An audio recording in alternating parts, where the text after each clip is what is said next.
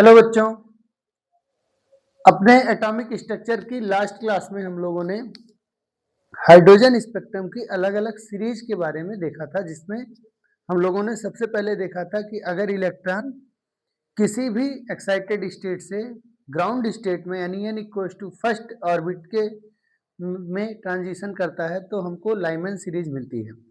Lyman series ultraviolet radiation में होता है। अगर इलेक्ट्रॉन किसी भी एक्साइटेड स्टेट से n इक्वल्स टू 2 यानी कि सेकेंड ऑर्बिट में आके ट्रांजिशन करता है तो हमें बामर सीरीज मिलता है जो कि विजिबल रेंज में होता है। इसी तरह से हमको n इक्वल्स टू 3 में ट्रांजिशन होने पर पास्चन सीरीज मिलता है जो कि इंफ्रारेड में होता है। n इक्वल्स टू 4 में अगर कहीं से इलेक्ट्रॉन जंप कर रहा है हायर लेवल से तो हमको ब्रैकेट सीरीज मिलता है जो कि अगेन इंफ्रारेड रेंज में होता है। और अगर इलेक्ट्रॉन किसी भी स्टेट से n इक्वल्स टू 5 में ट्रांजिशन करता है तो हमको मिलता है फुंड सीरीज जो कि एक बार फिर से इंफ्रारेड रेंज में ही होता है। इसी तरीके से हम लोगों ने ये देखा था कि जब कोई भी electron n equals to infinity से किसी भी ऑर्बिट में जंप करता है तो उस केस में वेवलेंथ ज़्यादा होता है, यानी वेवलेंथ मिनिमम होता है और फ्रीक्वेंसी हाईएस्ट होती है। और हम लोगों ने देखा था कि एनर्जी ऑफ इमिटेड फोटोन जो है वो डिपेंड करता है एनर्जी गैप पर। ठीक, ये सब कुछ हम पढ़ रहे हैं as per the Bose third postulate यानी तीसरे अभिगृहित के अनुसार। ठीक है, तो यहाँ तक की चीज क्लास में हो गई थी। अब इसके आगे आज की क्लास में हम लोग देखते हैं। आज की क्लास का हमारा मेन एजेंडा होगा समझने का कि हम कैसे बोर के एटॉमिक मॉडल के बेसिस पे हाइड्रोजन की लाइन स्पेक्ट्रम को एक्सप्लेन कर सकते हैं, जो कि एक मेजर इशू था रदरफोर्ड के मॉडल का, जो कि एक तरीके से कह सकते हैं कि रदरफोर्ड मॉडल का ड्रॉबैक था कि हाइड्रोजन की स्पेक्ट्रम लाइन स्पेक्ट्रम होती है, ये चीज एक्सप्लेन नहीं हो पा रही थी। सिमिलरली और इसके साथ साथ आज की क्लास में हम लोग एब्जॉर्प्शन और इमिशन स्पेक्ट्रम की नंबर ऑफ लाइंस कि कितनी पॉसिबल नंबर ऑफ लाइंस होती हैं वो उसके लिए फॉर्मूला देखेंगे। और साथ ही आज हम लोग लाइमन, बामर, पास्चन, ब्रैकेट और फुंड सीरीज के लिए एक फॉर्मूला सेट बना के रखेंगे ताकि हम इस सीरीज में आने वाले किसी भी ट्रांजिशन के लिए फॉर्मूला से डायरेक्ट क्वेश्चन कर सकें ताकि हमारा काम आसान हो जाए। और लास्ट में हम लोग मेंस में आए हुए जेईई मेंस में आए हुए कुछ इंपॉर्टेंट क्वेश्चंस करेंगे जो इस टॉपिक से रिलेट होंगे। ठीक है, तो आइए स्टार्ट करते हैं आज की क्लास। सबसे पहले हम लोग एक बार फॉर्मूला रिवीजन कर लेते हैं। तो हम लोगों ने देखा था कि किसी भी एटम के लिए जो हाइड्रोजन लाइक है यानी कि सिंगल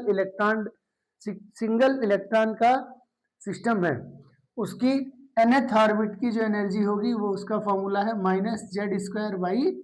-z² और RH(c), जहां R रेडबर्ग कांस्टेंट है, H प्लैंक्स कांस्टेंट है और small c speed of light है, जिसकी वैल्यू रखने पे आया था -z² और 13.6 इलेक्ट्रॉन वोल्ट ऐसा यूनिट में, इलेक्ट्रॉन वोल्ट के टर्म्स में, जहां 1 इलेक्ट्रॉन वोल्ट की वैल्यू अगर आपको चाहिए तो होती है 1.6 इंटू 10⁻19 जूल।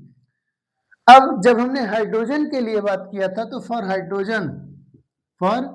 हाइड्रोजन Z की वैल्यू 1 हो जाएगी क्योंकि हाइड्रोजन का एटॉमिक नंबर 1 होता है, और इस बेसिस पे हमारा En का फॉर्मूला हो जाएगा -13.6 divided by n² electron volt. ठीक है, इस फॉर्मूले के बेसिस पर हम लोगों को एक चीज क्लियर दिख रहा है कि जब n की वैल्यू बढ़ती है तो ओवरऑल ये वैल्यू क्या होगी, कम होगी। और क्योंकि टोटल एनर्जी निगेटिव में है इसलिए कम निगेटिव वैल्यू ज्यादा निगेटिव वैल्यू से बड़ी होती है। इसीलिए जैसे जैसे n की वैल्यू आप इंक्रीज करेंगे वैसे वैसे हमारा जो इलेक्ट्रॉन है वो न्यूक्लियस से दूर होगी और उसकी पोटेंशियल एनर्जी यानी उसकी टोटल एनर्जी धीरे धीरे बढ़ेगी। और जब electron n equals to infinity में पहुंच जाएगा उस केस में जो उसका एनर्जी है वो क्या होगा, 0 हो जाएगा, यानी कि मैक्सिमम एनर्जी हो जाएगा। और जब एनर्जी मैक्सिमम हो जाएगा उस केस में हम कहेंगे कि इलेक्ट्रॉन क्या हो गया है, फ्री हो गया है, जिसके लिए रिक्वायर्ड एनर्जी को हम बोलते हैं आयनाइजेशन एनर्जी, यानी किसी भी ऑर्बिट से इन्फिनिटी तक जाने में जो एनर्जी का रिक्वायरमेंट होता है उसे क्या कहते हैं, आयनाइजेशन एनर्जी। जैसे एग्जांपल के लिए हाइड्रोजन के ग्राउंड स्टेट से, यानी हाइड्रोजन के लिए फ्रॉम ग्राउंड स्टेट, कहां से, ग्राउंड स्टेट से, अगर हम ग्राउंड स्टेट से देखें यानी n=1 से लेकर के n=इन्फिनिटी तक जाने में जो एनर्जी लगेगी वो कितनी होगी, तो n=1 रखेंगे तो हो जाएगा -13.6 इलेक्ट्रॉन वोल्ट एनर्जी इनिशियल में, यानी इनिशियल एनर्जी हो गई इतनी, कितनी, -13.6 इलेक्ट्रॉन वोल्ट, जबकि फाइनल एनर्जी हो जाएगा हमारा 0। तो चेंज कितने का हुआ, चेंज हुआ final value minus initial value, तो जब हम चेंज करेंगे तो हमारा चेंज इन एनर्जी हो जाएगा ई फाइनल माइनस ई इनिशियल, जिसकी वैल्यू हो जाएगी 13.6 इलेक्ट्रॉन वोल्ट।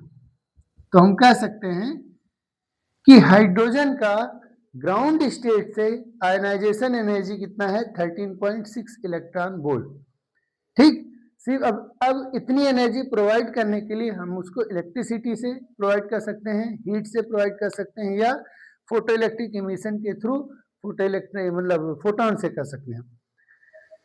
पर अगर मान लीजिए हम इलेक्ट्रिसिटी से करना चाहते हैं तो जितना पोटेंशियल ये एनर्जी प्रोवाइड कर देगा, that potential is called as ionisation potential, और हाइड्रोजन के केस में वो पोटेंशियल कितना हो जाएगा, 13.6 वोल्ट हो जाएगा, सो दैट कि इलेक्ट्रॉन फर्स्ट ऑर्बिट से इनफिनाइट ऑर्बिट तक जा सके, यानी इलेक्ट्रॉन फ्री हो सके हाइड्रोजन एटम के लिए। इसी तरीके से अगर इलेक्ट्रॉन n=2 से जंप करता तो ये वैल्यू कुछ और होती, n=3 से करता तो वैल्यू कुछ और होती। इस तरीके से हम आयनाइजेशन पोटेंशियल और आयनाइजेशन एनर्जी को डिफाइन किए थे।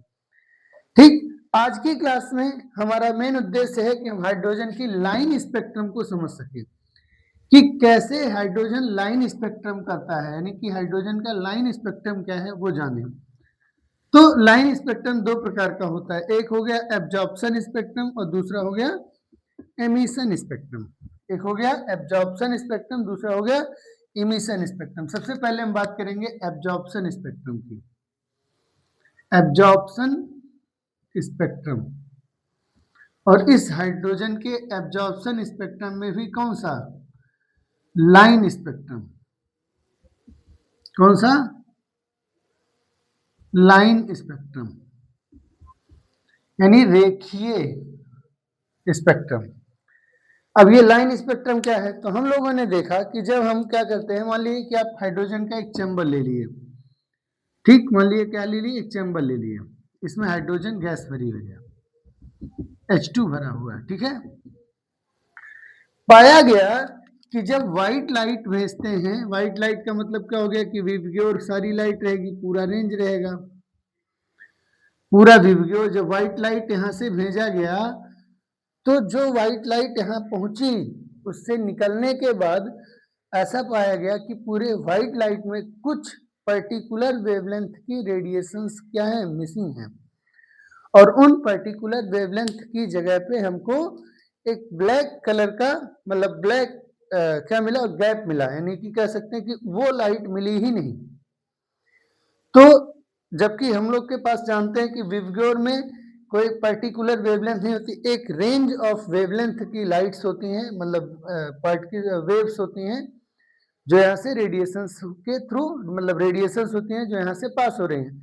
इन रेडिएशंस में कुछ पर्टिकुलर वेवलेंथ की रेडिएशन इस हाइड्रोजन ने क्या किया, एब्जॉर्व कर लिया, और उन मिसिंग लाइंस को, कह सकते हो मिसिंग वेवलेंथ को ही क्या कहते हैं, एब्जॉर्प्शन हाइड्रोजन लीनियर स्पेक्ट्रम, या linear hydrogen spectrum for absorption. अब ऐसा क्यों हुआ, तो ऐसा इसलिए हुआ क्योंकि हम लोग जानते हैं कि जब इलेक्ट्रॉन एक ऑर्बिट से दूसरे ऑर्बिट में जंप करेगा या करना चाहता है तो उसे क्या जरूरत की, किस चीज की जरूरत पड़ती है, उसे जरूरत पड़ती है एनर्जी की। तो मान लीजिए इलेक्ट्रॉन किसी भी ऑर्बिट से कहीं भी जाना चाह रहा है, किसी भी, चाहे फर्स्ट में जाए, चाहे सेकंड में जाए, चाहे थर्ड में जाए, कहीं भी जाना चाहे, हाइड्रोजन के लिए ही बात कर रहे हैं अभी फिलहाल, ठीक ऐसे सेकंड से थर्ड में या सेकंड से फोर्थ में कहीं भी जाना चाहे तो उसे जरूरत पड़ेगी एनर्जी की, और कितने एनर्जी की जरूरत पड़ेगी, तो रिक्वायर्ड एनर्जी कितनी होगी, ऑब्वियस सी बात है रिक्वायर्ड एनर्जी होगी change in energy between the initial and final levels. अब क्योंकि फाइनल की एनर्जी ज्यादा है इसलिए हम फाइनल में से इनिशियल वैल्यू को क्या करेंगे, घटा देंगे। ठीक, तो इतनी एनर्जी चाहिए। अब यह एनर्जी उसको कहां से मिल रही है, तो या तो हीट से मिलेगी, या तो लाइट से मिलेगी यानी कि रेडिएशन से मिलेगी, या फिर ये मिल सकता है इलेक्ट्रिसिटी से। अभी हम लोग बात कर रहे हैं एब्जॉर्प्शन स्पेक्ट्रम की, यानी कि हम क्या दे रहे हैं, इलेक्ट्रोमैग्नेटिक रेडिएशंस दे रहे हैं। और रेडिएशन में रेडिएशंस चलते हैं फोटोन के फॉर्म में, और एक फोटोन की एनर्जी होती है E=h², यानी कि required energy will be provided by h²। और हम जानते हैं कि h² की वैल्यू होती है hc/λ। कितनी होती है, hc/λ। ई फाइनल की वैल्यू हो जाएगी माइनस, अगर हम सिर्फ क्या कर लें हाइड्रोजन ले लें तो जेड की वैल्यू 1 हो जाएगा, नहीं लेना चाहें तो पूरी वैल्यू रख सकते हैं, Z²/n final square RH minus Z²/n initial square RH, ये भी माइनस में, ये माइनस और ये माइनस मिलके क्या हो जाएगा, प्लस हो जाएगा। तो Z²/n² कॉमन ले लिए, RHC भी क्या ले लिए, कॉमन ले लिए, बचा क्या, तो हमारे पास बचा 1/n initial square minus 1/n final square, और इधर बचा hc/λ। H और C दोनों साइड पे अगर हम कट कर दें तो क्या बचेगा हमारे पास, तो we are left with 1/λ is equal to Z²/n², sorry Z²/n² नहीं, क्योंकि n² तो यहां ले गए ना, तो बचेगा क्या क्या, Z² R और 1/n initial square minus 1/n final square. ये आपका फॉर्मूला हो जाएगा, फॉर्मूला फॉर एब्जॉर्ब्ड वेवलेंथ का। अब मान लीजिए इनिशियल की बात करें, अगर 1 से जा रहा है मान लो 2 पे, तो इनिशियल हो जाएगा 1 और फाइनल हो जाएगा 2, तो 1/1 माइनस 1/4 हो जाएगा, सॉल्व कर लेंगे। सपोज कीजिए कि फर्स्ट से जा रहा फोर्थ पे, तो इनिशियल हो गया 1 एंड फाइनल हो गया 4। सिमिलरली मान लिए 3 से जा रहा 4 पे, तो इनिशियल हो जाएगा 3 और फाइनल हो जाएगा 4। इस तरीके से सॉल्व करते चले जाएंगे। अब एक ध्यान देने वाली चीज क्या है कि ये जो वेवलेंथ है वो डिपेंड करता है इनिशियल और फाइनल की वैल्यूज पे, और इनिशियल और फाइनल की कुछ भी वैल्यू रखेंगे वो एक पर्टिकुलर वैल्यू आएगी, ना कि एक रेंज आएगा। इसका अर्थ है कि जब कभी भी इलेक्ट्रॉन एब्जॉर्प्शन करता है तो वो किसी गिवन एलिमेंट के लिए पर्टिकुलर वेवलेंथ ऑफ लाइट्स को ही क्या करता है, एब्जॉर्ब करता है, बाकी लाइट्स की बाकी वेवलेंथ की लाइट्स को एब्जॉर्ब नहीं करता है। यानी वही लाइट वो एब्जॉर्ब करेगा जिसकी एग्जैक्ट वैल्यू इस एनर्जी गैप के क्या होगी, इक्वल होगी। बात समझ में आई कि नहीं आई, तो ये हो गया फॉर्मूला फॉर एब्जॉर्प्शन स्पेक्ट्रम, यानी एब्जॉर्प्शन स्पेक्ट्रम की वेवलेंथ का फॉर्मूला।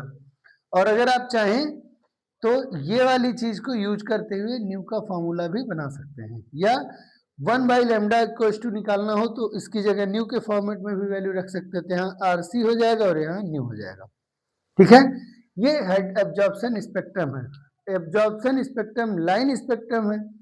ये बात कैसे पता चल रही है, तो ये बात इसलिए पता चल पा रही है क्योंकि एन इनिशियल और एन फाइनल की कुछ भी वैल्यू रखिए for a given value, for a given atom. जब मान लिए 1 और 2 रख के बात करते हैं, तो 1 और 2 रखेंगे तो 1/1 माइनस 1/4, जिसको सॉल्व करेंगे तो 3/4 आएगा।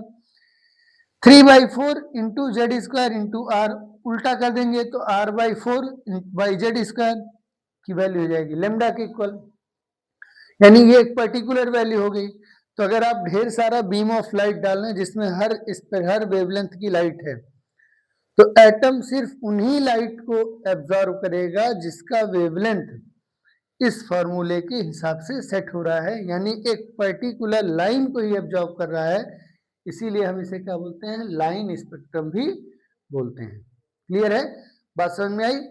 अब ये तो हो गया एब्जॉर्प्शन का लाइन स्पेक्ट्रम। सिमिलरली हमको क्या मिल सकता है, सिमिलरली हमको मिल सकता है इमिशन का लाइन स्पेक्ट्रम। तो हम आते हैं इमिशन लाइन स्पेक्ट्रम पे। इसका फॉर्मूले के लिए आप चाहे तो साथ लिख लिए, चाहे तो स्क्रीनशॉट ले सकते हैं, ठीक है।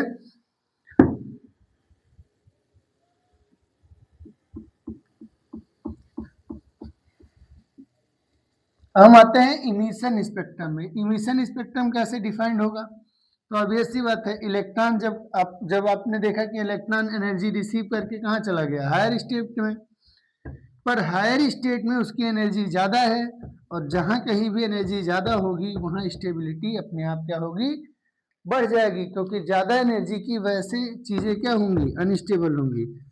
उस केस में इलेक्ट्रॉन एटम के एक्साइटेड स्टेट में नियरली कुछ नैनो सेकेंड्स में ही रह पाता है, और इसीलिए वो वापस रिटर्न होगा टू द ओरिजिनल, क्या, to the original time, to the original orbit, यानी कि हम कह सकते हैं ग्राउंड स्टेट में। तो जब वो हायर एनर्जी लेवल से लोअर एनर्जी लेवल में जंप करेगा तो कैसे करेगा, तो वो according to Bohr's second postulate वो कुछ एनर्जी की वेवलेंथ को, कुछ एनर्जी के फोटोन को क्या करेगा, रिलीज करेगा, और जब फोटोन रिलीज करेगा तो वही फोटोन हमको इलेक्ट्रोमैग्नेटिक रेडिएशंस के फॉर्म में दिखाई देंगी, और उन्हीं रेडिएशंस को ही कहते हैं इमिशन स्पेक्ट्रम, ठीक है। तो हमारा नेक्स्ट टॉपिक हो गया इमिशन स्पेक्ट्रम। इस क्लास के वीडियो के लिए, इस क्लास के लेक्चर के लिए आप कह सकते हैं नोट्स के लिए आप हमारे यूट्यूब चैनल पर, हमारे टेलीग्राम चैनल पर हमें फॉलो कर सकते हैं। लिंक में डिस्क्रिप्शन बॉक्स में लिंक आपको दे दिया जाएगा, और वहां से आप इसको देख सकते हैं, नोट्स भी ले सकते हैं। इमिशन स्पेक्ट्रम सिंपल, कि इलेक्ट्रॉन किसी भी एनर्जी लेवल से, मान लिया n=1 से 2 गया, हो सकता है 3 गया हो सकता है 4 गया हो, और जैसे जैसे ऊपर जाएंगे गैप घटता जाएगा, हम लोग जानते हैं, पिछली क्लास में भी देखा था। और इसी तरीके से एनर्जी n=6 की, 7 की, 8 की, और करते करते करते करते n=इनफाइनाइट की। जैसे जैसे इलेक्ट्रॉन एनर्जी पाएगा किसी भी ऑर्बिट से ऊपर की तरफ जंप कर जाएगा, लेकिन जब वहां पहुंचेगा और हाईली अनस्टेबल है, इसलिए इलेक्ट्रॉन क्या करेगा, रिटर्न जंप करके वापस ट्रांजिशन करते हुए कहाँ आएगा, ग्राउंड स्टेट में। तो जब इलेक्ट्रॉन वापस रिटर्न होता है तो उस केस में वो इलेक्ट्रॉन क्या करता है, एनर्जी का रेडिएशन करता है in the form of, sorry, energy का इमिशन करता है in the form of electromagnetic radiations. तो हम कह सकते हैं कि the spectrum obtained by the emission of energy by the electrons while it is traveling, while it is transmitting between या transitioning between higher energy level to lower energy level, या आप और आसान भाषा में कहें तो कह सकते हैं when an electron make a transition from higher energy level to lower energy level, it radiates some energy in the form of electromagnetic radiations, and a beam, या कह सकते हैं collection of such radiations is called as emission spectrum. और ये जो emission spectrum है हर wavelength की नहीं होंगी, बल्कि कुछ पर्टिकुलर वेवलेंथ की ही होंगी। और इसके लिए हम लोगों ने अपने पिछले क्लास में देखा था कि अगर इलेक्ट्रॉन किसी भी लेवल से फर्स्ट में जंप कर रहा है, यानी ग्राउंड स्टेट में जंप कर रहा है, तो हमें जो रेडिएशन ऑफ लाइट मिलेगी उसे हम क्या बोलेंगे, लाइमैन, ठीक है। कहीं से भी अगर वो सेकंड में जंप कर रहा है, किसी भी एनर्जी लेवल से वो सेकंड एनर्जी लेवल में जंप कर रहा है, तो उसे क्या बोलेंगे, लाइमन बामर। तो बामर कहीं से भी अगर वो थर्ड में जंप कर रहा तो हम उसे क्या कहेंगे, ये आपको याद हो जाना चाहिए सीरियल से, इसलिए मैं बार बार कर रहा हूं, पाशन। अगर कहीं से भी वो फोर्थ में जंप कर रहा है तो क्या हो जाएगा, ब्रैकेट, क्या हो जाएगा, ब्रैकेट।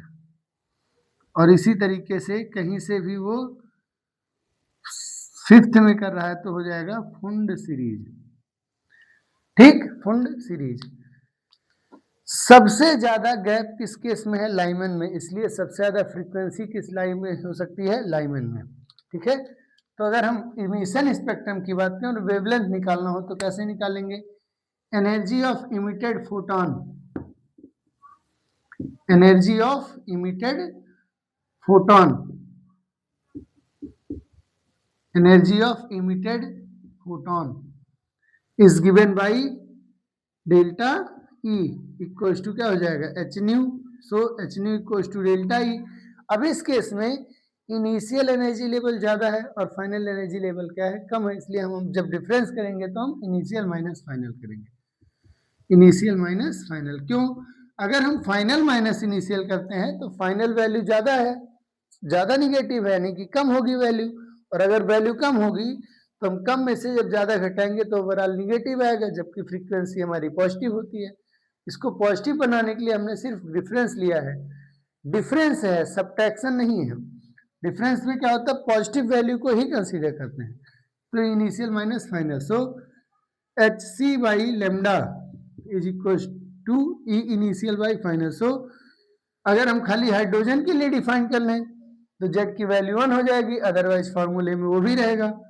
तो Z square by n initial square minus में रहेगा और R H C minus total minus n square Z square by n square, कौन सा, फाइनल, और आर एच सी। ठीक है, सॉरी, ये माइनस माइनस प्लस हो गया, so we are left with Z square R H C 1 by n final square minus 1 by n initial square. ये आपका जनरल फार्मूला हो गया, किसके लिए, एच सी बाई लेमडा, किसके लिए, इमिशन स्पेक्ट्रम के लिए। एच सी कैंसिल आउट हो जाएगा तो हमारे पास फाइनली फार्मूला बचेगा 1 by lambda is equal to Z square R 1 by n final square minus 1 by n initial square. ठीक है, ये आपका क्या हो गया, formula for wavelength of emission spectrum. अब अगेन ये लीनियर है, लाइन बाई लाइन है, ऐसा इसलिए क्योंकि उसी वेवलेंथ की लाइट इमिट होगी जिस वेवलेंथ की वैल्यू इस इक्वेशन को क्या करे, सेटिस्फाई करे। सो कह सकते हो कि हर रेंज में लाइट इमिट नहीं होगी, बल्कि कुछ पर्टिकुलर वेवलेंथ में ही क्या होगी, इमिट होगी, और सभी रेडिएशंस विजिबल नहीं होंगे। ध्यान से देख लिए, लाइमन सीरीज अल्ट्रावायलेट रीजन में लाई करता है, बामर सीरीज विजिबल रीजन में लाई करता है, पास्चन, ब्रैकेट और फुंड सीरीज इंफ्रारेड रीजन में लाई करता है। तो मिनिमम वेवलेंथ होगी लाइमन में, क्यों, क्योंकि यहाँ गैप ज्यादा है, और गैप ज्यादा होगा तो फ्रीक्वेंसी ज्यादा होगी। ठीक है, यहाँ तक की चीज क्लियर है। तो अगर आपसे कहे कि what do you mean by emission spectrum, तो आप लिख सकते हैं द बीम या द बंडल या the collection of electromagnetic radiations obtained by the emission of energy from electrons which are transitioning from higher energy level to lower energy level। और नहीं तो आप कहानी के फॉर्म में लिख सकते हैं, कैसे, when an electron make a transition from higher energy level to lower energy level, it emits energy in the form of electromagnetic radiations, या simply in the form of photons। The collection of such radiations is called emission spectrum। Clear है, बात समझ में आई। बाकी आपको exact notes चाहिए तो आप हमारे यूट्यूब चैनल पर, सॉरी, टेलीग्राम चैनल से ले सकते हैं। ठीक है, क्लियर है इतनी बात, इसका भी स्क्रीनशॉट ले लिए।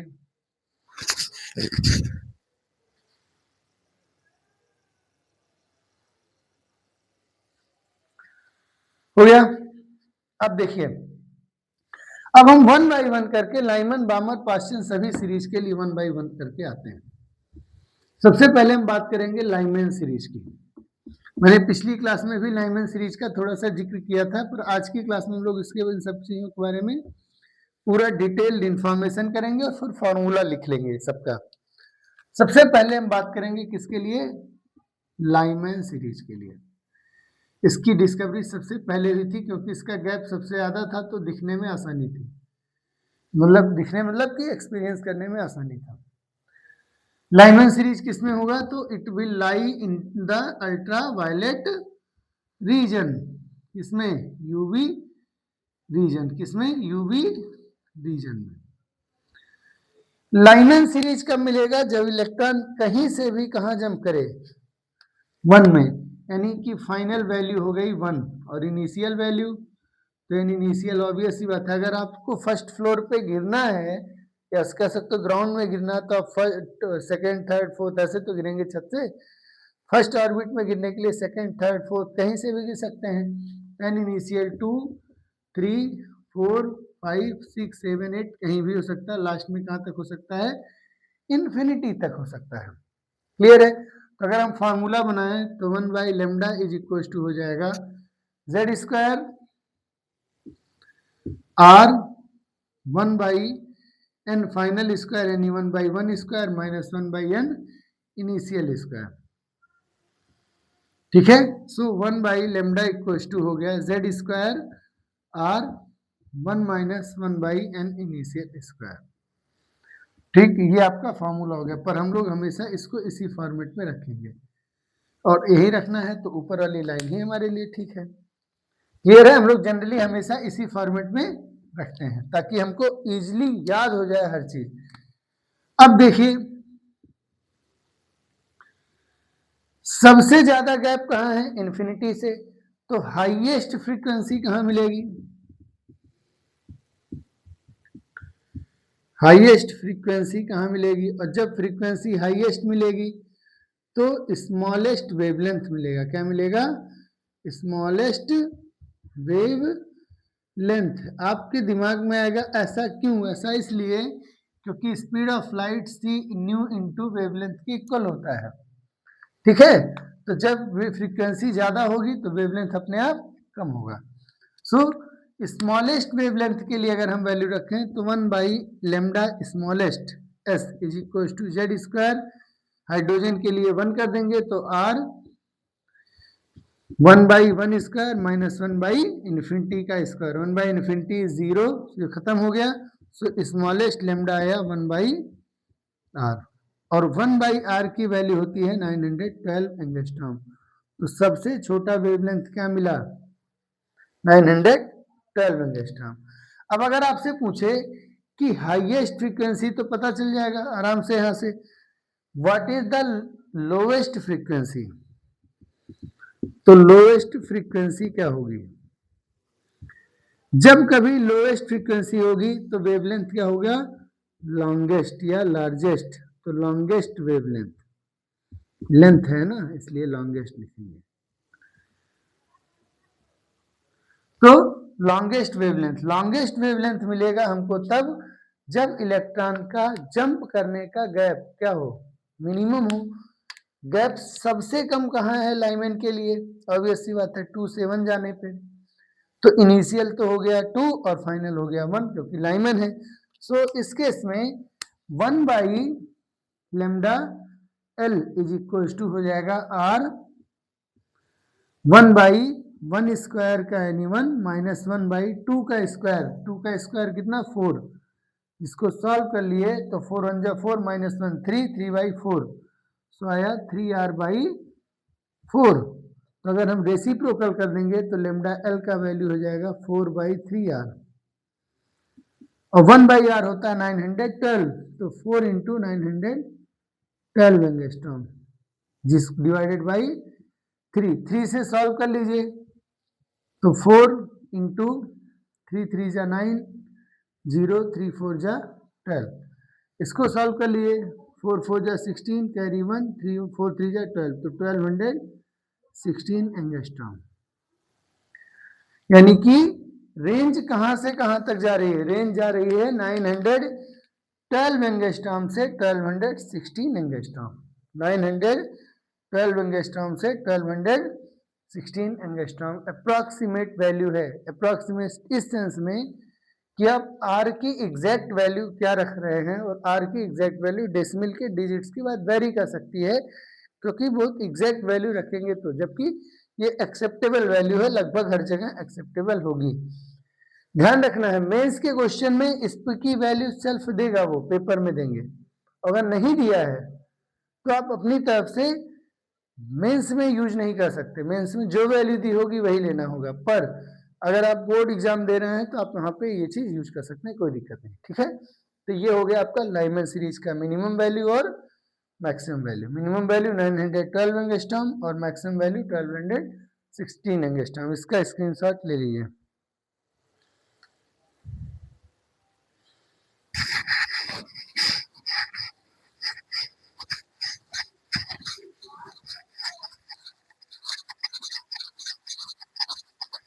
हो गया? हो गया? डन। अब आते हैं, ध्यान रखिए लाइमन सीरीज किसमें है? अल्ट्रावायलेट रीजन में है। मैं ऑलरेडी ये सब डिस्कस कर चुका हूं, अभी तो सिर्फ समझाने के लिए आपको करना। दूसरा है कौन सा?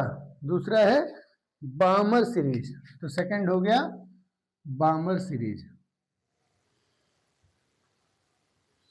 बाइमर आपसे पूछे बामर सीरीज किस में लाई करता है, तो ध्यान रखिएगा विजिबल रीजन में, चेक कर सकते हैं।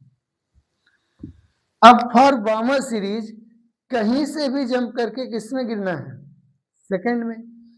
सेकंड में गिरने के लिए गिरे तो फाइनल वैल्यू क्या हो जाएगी? 2। तो एन फाइनल की वैल्यू कितनी हो गई? 2। एन फाइनल हो गया 2। अगर ऐसा हुआ तो एन इनिशियल मिनिमम आप कहां से गिर सकते हैं? 3, 4, 5 ऐसे गिरेंगे, 1 से तो गिरेंगे नहीं, 1 से तो एब्जॉर्प्शन के थ्रू जाना पड़ेगा। तो ट्रांजिशन में जब हम इमिशन की बात कर रहे हैं तो स्मॉलेस्ट वैल्यू हो जाएगी बामर के लिए 3 इनिशियल की। तो यहां लिखेंगे 2 का स्क्वायर माइनस 1/n इनिशियल का स्क्वायर। क्लियर हो गया? ये बात समझ आई कि नहीं आई? अब इसके हिसाब से अगर हम हाईएस्ट फ्रीक्वेंसी देखें हाइड्रोजन एटम के लिए तो 1/λ स्मॉलेस्ट इक्वल टू आर, 1 की जगह हो जाएगा 2 का स्क्वायर, और smallest highest frequency means smallest wavelength मिलेगा लेमडा से, एन इक्वल टू इन्फिनिटी से, इसकी वैल्यू यही रहेगी। अब यहाँ पे ध्यान दीजिए, तो ये हो जाएगा आपका चेंज, कितना हो जाएगा इसको सेट कर सकते हैं।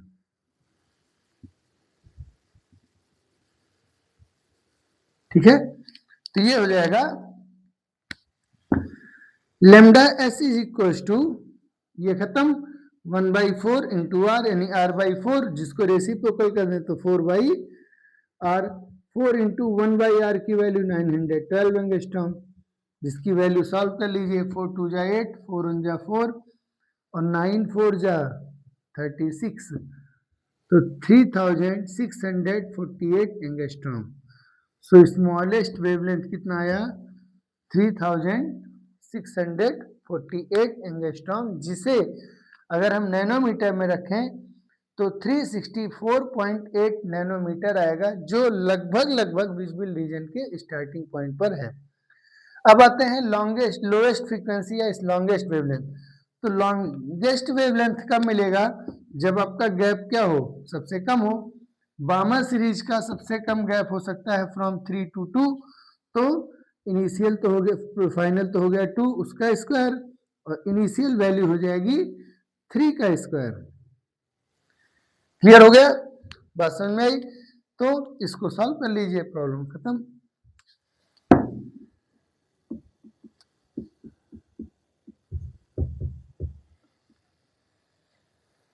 ठीक है, आर ये हो गया 2 2 जा 4 और ये हो गया 3 3 जा 9, 4 और 9 का एलसीएम 36, और क्रॉस मल्टीप्लाई हो जाएगा तो 9 minus 4, that will be 5r/36।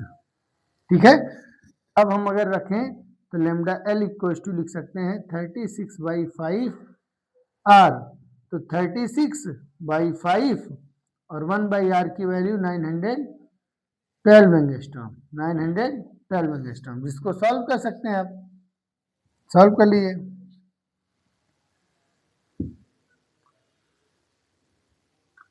Thirty six into 5 1 5 carry 4, 41 5 8 जा कैरी 1, मतलब बचा कितना 1 रिमाइंडर, और 5 2 जा 10, और सॉरी 1 पहले से बचा हुआ है, देखिए 9 1 जा सॉरी 5 1 जा 5 कैरी 4, सॉरी रिमाइंडर 4, 41 हो गया, 5 8 जा 40 रिमाइंडर 1, अब 12 हो गया, तो 5 2 जा 10 रिमाइंडर 2, 5 4 जा, सॉल्व कर लीजिए अब इसको, ठीक है।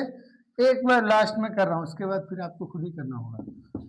182.4 इंटू 36, 182.4 इंटू 36, 6 4 जा 24 कैरी 2, 6 2 जा 12 और 2 14 कैरी 1, 6 8 जा 48 और 1 49 कैरी 4, 6 1 जा 4, 6 1 जा 6 और 4 10, 3 4 जा 12, 3 2 जा 6 और 1 7, 3 8 जा 24 कैरी 2, 3 1 जा 3 और 2 5, 4 6 6 5 5 1 6, 1 के बाद डेसिमल, तो हो गया 6.656 6566.4,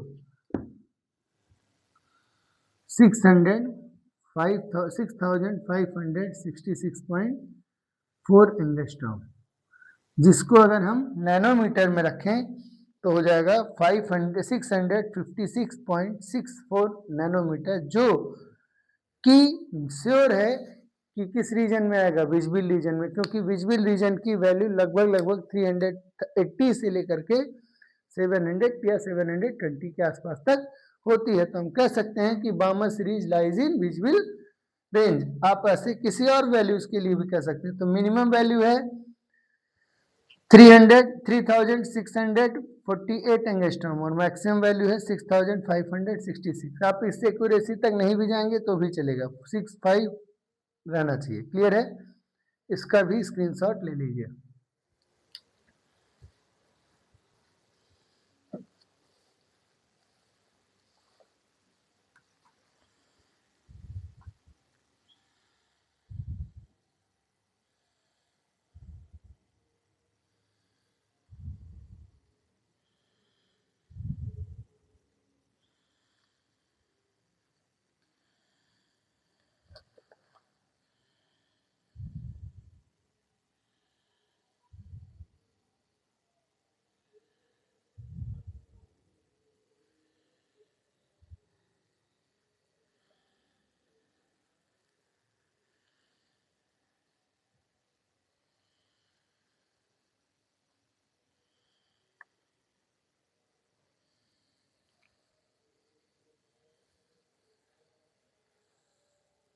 हो गया? क्लियर है? अब इसी तरीके से आप किसके लिए, पाश्चन, ब्रैकेट, फुंड के लिए भी कर सकते हैं। पाश्चन के लिए इनिशियल की वैल्यू 3, फाइनल की वैल्यू 3 हो जाएगी, इनिशियल की वैल्यू 4 से शुरू होगी। ब्रैकेट के लिए फाइनल की वैल्यू 4 हो जाएगी, इनिशियल की वैल्यू 5 से शुरू होगी। फुंड के लिए फाइनल की वैल्यू 5 हो जाएगी, इनिशियल की वैल्यू 6 से शुरू होगी। अब कुछ पॉइंट्स और इंपॉर्टेंट रखने, इंपॉर्टेंस की चीजें देखिए ध्यान से।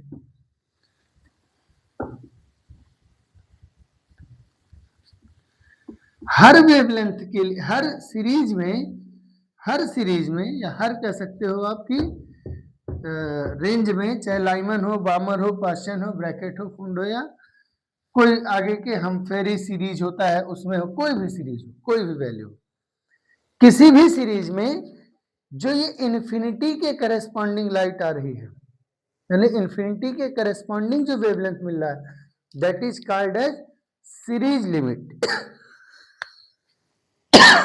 तो फॉर सीरीज लिमिट, किसी भी सीरीज का लिमिट कैसे डिफाइंड होगा, किसी भी सीरीज का लिमिट कैसे डिफाइंड होगा, जब इलेक्ट्रॉन जंप करे from n initial to from infinity से फाइनल में, यानी किसी भी सीरीज का सीरीज लिमिट तब डिफाइंड होगा जब वो इनिशियल वैल्यू कहां से आए, इन्फिनिटी से। जैसे लाइमन का सीरीज लिमिट चेक करिए, तो 1 by lambda is equal to lambda alpha Lyman लिख रहा हूं, आर 1 बाई एन, कहा फाइनल कहां से गिर रहा है, फाइनल कहां गिरेगा 1 में, 1 का स्क्वायर माइनस कहां से गिरेगा, इन्फिनिटी का स्क्वायर, सो हो जाएगा 1 बाई 1, जिसको रेसिप्रोकल कर देंगे तो लेमडा इक्वल टू कितना है 1 बाई आर। तो हम कह सकते हैं लाइमन का सीरीज लिमिट कितना है 1 बाई आर, जो लगभग 912 एंगस्ट्रॉम हो गया। सिमिलरली अगर हम बामर का सीरीज लिमिट चेक करें, लाइमन के बाद बामर का सीरीज लिमिट चेक करें, तो इनिशियल वैल्यू हो जाएगा इन्फिनिटी, फाइनल वैल्यू हो जाएगा 2। सो इसको आप सॉल्व कर सकते हैं, 1 by lambda series limit of Balmer series is equal to R 1 by 1 की जगह 2, यानी उसका स्क्वायर 4 माइनस 1 बाई इन्फिनिटी का स्क्वायर, जिसको सॉल्व करने पे आपका आएगा बामर सीरीज का limit 4 by R, 4 by R. ठीक है, इसी तरीके से हम लोग पाश्चन का भी कर लेते हैं। For Paschen series, for Paschen series same process होगा, 1 by lambda of Paschen is equal to R, जहां इनिशियल फाइनल वैल्यू रखनी है पाश्चन के लिए 3 हो जाएगा, क्योंकि देखिए पाश्चन कहाँ है, n इक्वल टू 3 में ही तो गिर रहा है। सो 1 बाई 3 का स्क्वायर माइनस 1 बाई इन्फिनिटी का होल स्क्वायर, इन्फिनिटी स्क्वायर ये खत्म हो गया, 0 हो गया, 1 बाई 3 का स्क्वायर 9, 9 बाई आर, यानी कि लेमडा पी इक्वल टू कितना है 9 बाई आर। ठीक, सिमिलरली अगर आप देखेंगे तो आप पाएंगे कि फुंड सीरीज और ब्रैकेट का, तो ब्रैकेट के लिए हो जाएगा, ब्रैकेट सीरीज के लिए हो जाएगा 1 का स्क्वायर, 2 का स्क्वायर, 3 का स्क्वायर, ऐसे ही 4 का square. So lambda series limit of Brackett is 16 by R. ठीक है, 16 बाई आर। इसी तरीके से अगर हम बात करें किसके लिए, फुंड सीरीज के लिए, तो फुंड सीरीज का सीरीज लिमिट हो जाएगा lambda Pfund is equal to कितना 15 by R, sorry 25 by R, 25 by R. अब अगर आप ध्यान से देखें तो एक चीज और पाएंगे कि सब में बाई आर कॉमन है, खाली 1:4:9:16:15। तो एक क्वेश्चन आपसे यहां से पूछ सकता है, what is the ratio of series limit of wavelength between पाश्चन and bracket. तो पाश्चन और ब्रैकेट का बताना है, तो पाश्चन 9 और ब्रैकेट 16, तो 9:16। Similarly series limit between Balmer and Pfund, तो बामर के लिए 4 और फुंड के लिए 25, तो 4:25। एक इसका स्क्रीनशॉट ले लीजिए।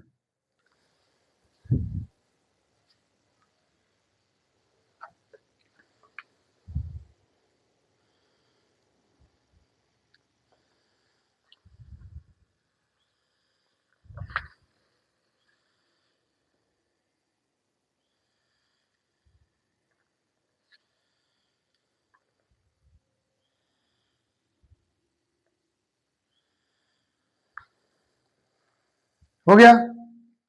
अब एक पॉइंट और ध्यान रखना है, क्या कि जो रेडिएशन आ रहा है, यानी जो इमिशन हो रहा है, वो एक तरीके से इलेक्ट्रोमैग्नेटिक रेडिएशन ही है फोटॉन के फॉर्म में। उन फोटॉन्स के पास क्या होगा, डी ब्रॉगली वेवलेंथ होगा ना, डी ब्रॉगली वेवलेंथ ही तो निकल रहा है ये सब कुछ। डी ब्रॉगली याद है, h/p, lambda equal to h/p वाला। तो ये जो वेवलेंथ निकल रहा है, इस वेवलेंथ का मतलब क्या है, वेवलेंथ का मतलब है कि पार्टिकल के पास, यानी कि जो फोटॉन है उसके पास कौन सा नेचर है, वेव नेचर है। अगर वेव नेचर है तो उसके पास फ्रीक्वेंसी होगी, वेवलेंथ होगा, और क्या होगा, तो फ्रीक्वेंसी और वेवलेंथ। तो वेवलेंथ तो हमारे पास आसानी से निकल गया, इमिशन स्पेक्ट्रम का wavelength. 1 by lambda equals to Z square R 1 by n final square minus 1 by n initial square. ये किसके लिए है? This is for emission spectrum. ये हो जाएगा 1 by lambda equals to 1 by lambda equals to Z square R 1 by n initial square minus 1 by n final square. ये हो जाएगा किसके लिए? एब्जॉर्प्शन के लिए, यानी अवशोषण स्पेक्ट्रम के लिए। ये हो गया उत्सर्जन स्पेक्ट्रम के लिए, हो गया अवशोषण स्पेक्ट्रम के लिए। क्लियर है इतनी बात? अब ध्यान दीजिएगा कि C इक्वल्स टू होता है न्यू इंटू लेमडा, तो न्यू की वैल्यू क्या हो जाएगी? Lambda by C.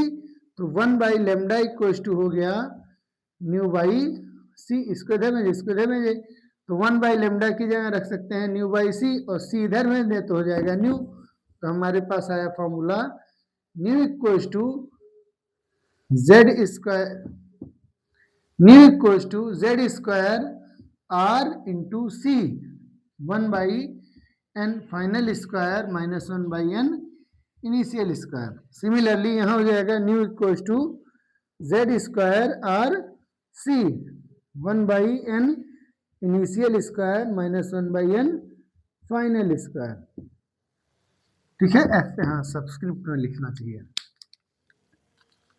क्लियर हो गया इतनी बात? ठीक है, ये हो गया इतना वेवलेंथ के लिए, फ्रीक्वेंसी के लिए। अब ध्यान रखिएगा, reciprocal of wavelength is called as wave number. तो कभी कभी आपसे क्या पूछेगा? वेव नंबर बताओ। Number of waves in per unit length क्या कहलाता है? Wave number. वेव नंबर को रिप्रेजेंट करते हैं न्यू बार से, and it is equals to 1 by wavelength. It is equals to 1 by wavelength. Wave number क्या होता है? 1 मीटर डिस्टेंस में नंबर ऑफ वेव्स क्या हो जाएंगी? Wave number. ठीक है, तो वेव नंबर यहां से हो सकता है कभी जरूरत पड़ जाए। क्लियर है? फ्रीक्वेंसी हो गया, वेवलेंथ हो गया, वेव नंबर हो गया। ठीक, कोई दिक्कत? चलिए, तो यहां का भी एक स्क्रीनशॉट ले सकते हैं आप।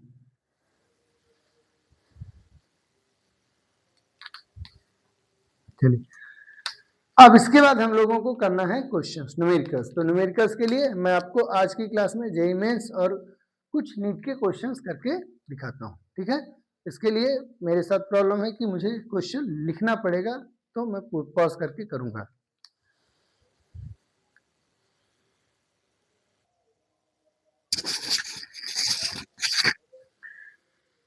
देखिए एक इजी सा क्वेश्चन है।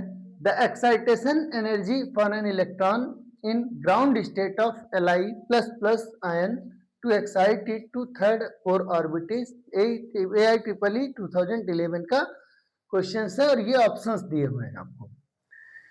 क्वेश्चन कह रहा है कि एक्साइटेशन एनर्जी क्या होगी किसकी? For an electron in ground state, यानी आद्य अवस्था में किसी इलेक्ट्रॉन की एक्साइटेशन यानी उत्तेजन ऊर्जा क्या होगी जबकि उसे बोर के तीसरी त्रिज्या में तीसरी कक्षा में क्या करना हो?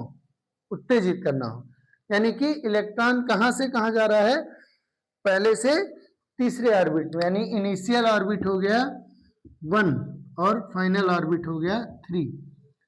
एटम ध्यान देना है कौन सा है? Li है तो Z कितना होगा? तो हम जानते हैं हाइड्रोजन, हीलियम, लिथियम, तो Z हो गया 3। Li प्लस प्लस इसलिए दिया है क्योंकि लिथियम आयन के पास लिथियम के पास 3 इलेक्ट्रॉन होते हैं, 2 इलेक्ट्रॉन निकाल देंगे तो एक बचेगा, और जब एक इलेक्ट्रॉन बचेगा तो हाइड्रोजन सदिश हो जाएगा, यानी हाइड्रोजन लाइक एटम हो जाएगा। ठीक है, अब सिंपल ट्रांजिशन करना है। क्या पूछा? Excitation energy. तो हम लोग जानते हैं कि एक्साइटेशन एनर्जी किसके इक्वल होगा? एक्साइटेशन यानी उत्तेजन ऊर्जा किसके इक्वल होगी? गैप के बराबर। गैप मतलब इनिशियल से फाइनल जा रहा है, तो ऑब्वियस बात है फाइनल वाली ज्यादा होगी, तो फाइनल माइनस इनिशियल कर देंगे, फाइनल माइनस इनिशियल कर देंगे। फाइनल के लिए Z square by n square, तो जेड स्क्वायर RH कॉमन हो जाएगा। ठीक है, by n final square negative में और माइनस फिर से Z square by R H Z square R H C divided by n initial square किसमें माइनस में। ठीक है, क्लियर है। ये माइनस माइनस प्लस हो जाएगा तो Z square common R H C common, ठीक है, और 1/n इनिशियल, इनिशियल की वैल्यू है 1 तो 1 का 1/1 square minus 1/n final square यानी 3 यानी 9। ठीक है, हम लोग जानते हैं कि आर एच सी की वैल्यू होती है 13.6 इलेक्ट्रॉन वोल्ट और जेड की वैल्यू हो गई 3 तो जेड की वैल्यू 3 उसका स्क्वायर 9 तो 9 into 13.6 electron volt into 1 minus 9 तो हो जाएगा 9 माइनस 1 यानी 8/9। 9 9 कैंसिल हो गया 13.6 इंटू 8 13.6 इंटू 8 13 104 ये भी हो सकता है ये भी हो सकता है, चेक कर लेते हैं। तो 13.6 इंटू 8 8 6 जा 40 8 कैरी 4 8 3 जा 8 3 24 4 4 8 कैरी 2 8 एकम 8 हो 2 10 तो 1.8 इलेक्ट्रॉन 108.8 इलेक्ट्रॉन वोल्ट आंसर। ठीक है, जब आपकी इस पर प्रैक्टिस हो जाएगी तो आपको ये फॉर्मूला नहीं लिखना होगा। क्लियर है, ध्यान रखिएगा। चलिए नेक्स्ट क्वेश्चन।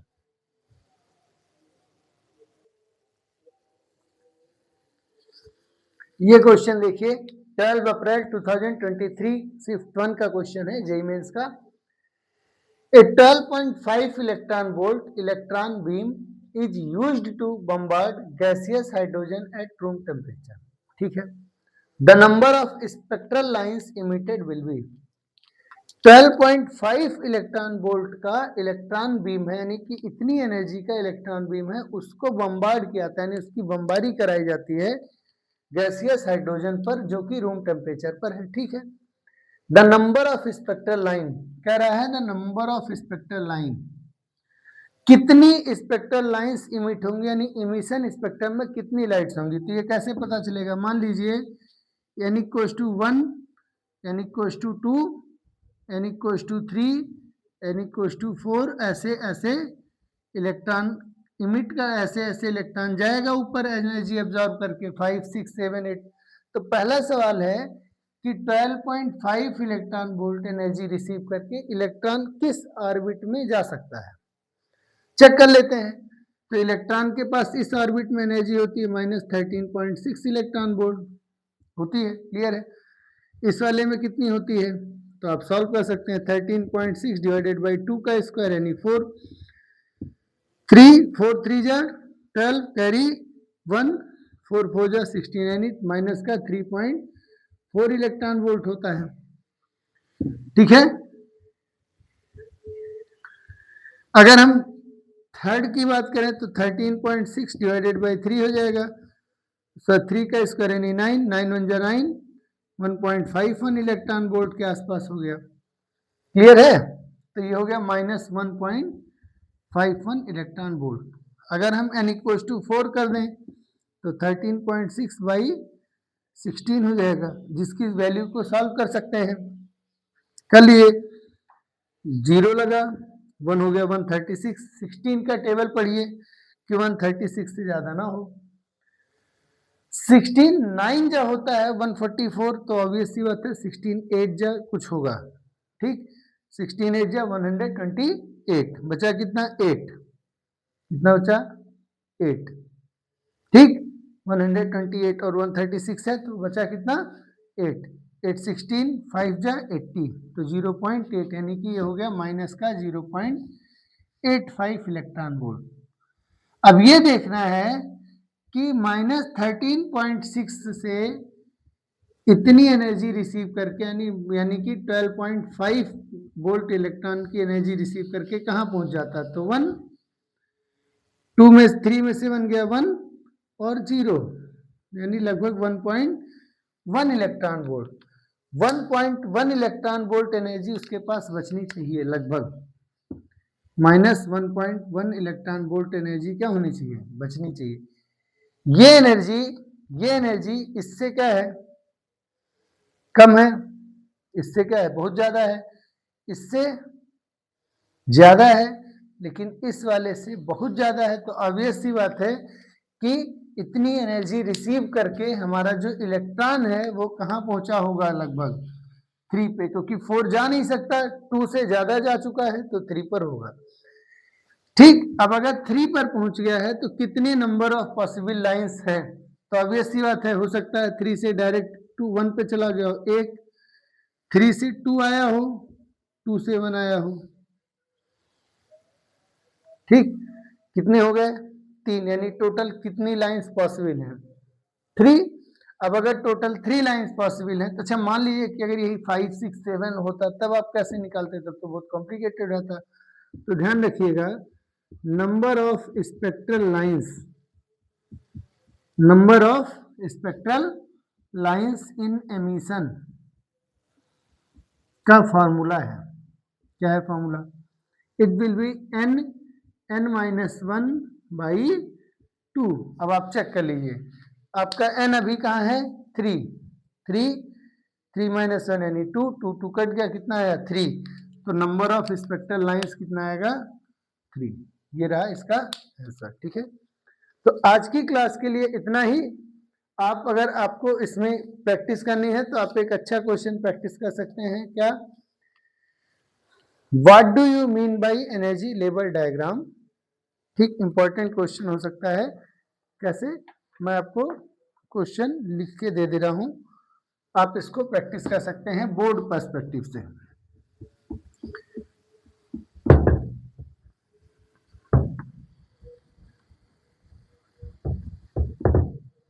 ठीक है, what do you mean by, what do you mean by energy level diagram, energy level diagram. ठीक है, using it draw the various series of emission spectrum.